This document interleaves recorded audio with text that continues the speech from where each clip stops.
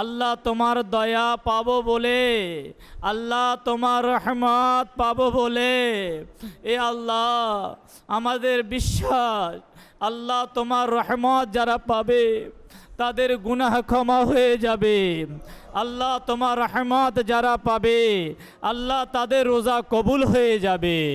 এ আল্লাহ তোমার রহমত যারা পাবে, এ আল্লাহ তাদের মৃত্যুর সময় যন্ত্রণা লাঘব হয়ে যাবে। আল্লাহ তোমার দয়া যারা পাবে তাদের কবরে আযাব হবে না।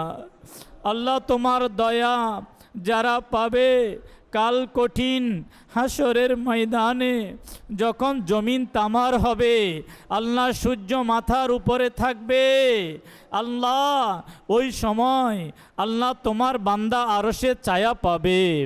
এ মাওলাই করিম, আল্লাহ তোমার দয়া যদি সাথে থাকে, এ আল্লাহ মিজানের পাল্লা, নেকির পাল্লা ভারী হয়ে যাবে। এ আল্লাহ, আল্লাহ আমরা আজ বয়ানে শুনেছি এক গুনাহগার বান্দা একমাত্র ক্ষমা প্রাপ্ত হয়েছে তোমার দয়ার কারণে। এ আল্লাহ সে গুনাহগার ছিল, এ মাওলা, এ আল্লাহ তার চেয়েও বড় গুনাহগার আমরা।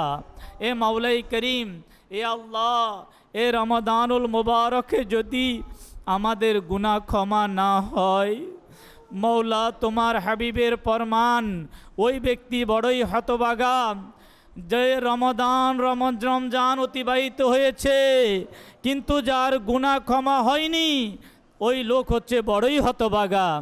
এ আল্লাহ, আল্লাহ তোমার দরবারে হাত উঠিয়েছি।